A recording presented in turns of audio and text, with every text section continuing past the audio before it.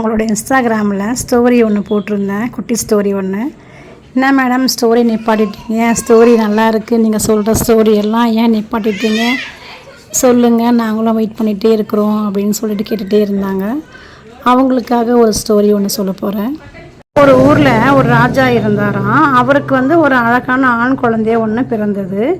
அந்த குழந்தை பிறந்ததும் 3 மாதத்தில் மரணிக்கப்படும் என்று விதியில் எழுதப்பட்டது. 3 மாதத்துக்கு பிறகு அந்த குழந்தையின் ஆயுள் காலம் நெருங்கிவிட்டது. ஒரு நாட்டுக்கே ராஜாவாக இருக்கும் அவருடைய குழந்தையின் உயிரை பறிக்க எனக்கு கொஞ்சம் சங்கடமாக தான் இருக்கிறது என்றார் நவகிரகங்களில் ஒன்றான சந்திரன். நீங்கள் என் அருகில் இருந்தால் நன்றாக இருக்கும் என்று சந்திரன் குருவை அழைத்தார். நான் வந்தால் உன் வேலை நின்றுவிடும் என்றார்.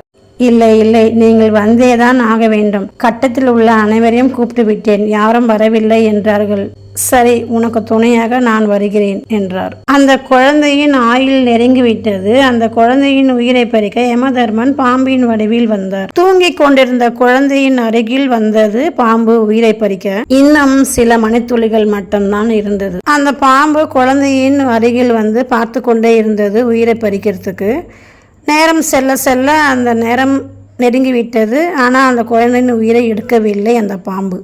நேரம் முடிந்து விட்டது, இன்னும் இந்த குழந்தையின் உயிர் ஏன் போகவில்லை என்றார் சந்திரன். விதியில் எழுதப்பட்டது தானே இந்த குழந்தை மரணிக்கப்படும் என்று, அப்புறம் எப்படி இந்த குழந்தையின் உயிர் பிழைத்தது?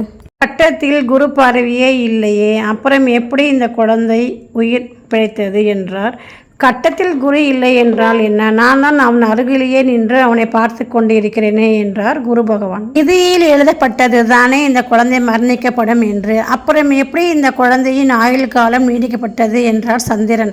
அதற்கு கடவுள் சொன்னார், ராஜா என்னிடம் வந்து ஒரு வேண்டுதலை வைத்தார். இந்த ஊர் மக்கள் அனைவரும் நன்றாக இருக்க வேண்டும். இந்த ஊர் மக்கள் அனைவரும் நன்றாக இருந்தால் மட்டுமே நான் இந்த நாட்டுக்கு ராஜாவாக இருக்க முடியும் என்றார். அவர் இந்த ஊர் மக்கள் நன்றாக இருக்க வேண்டும் என்று வேண்டுதலை வைத்தார். அவர் குழந்தையின் ஆயுள் காலம் நீடிக்கப்பட்டது என்றார் கடவுள். கொண்டு செல்ல ஒன்றும் இல்லை இந்த உலகில், ஆகவே கொடுத்து செல்வோம் உண்மையான அன்பையும் உண்மையான நட்பையும். மீண்டும் அடுத்த குட்டி ஸ்டோரியில் பார்க்கலாம்.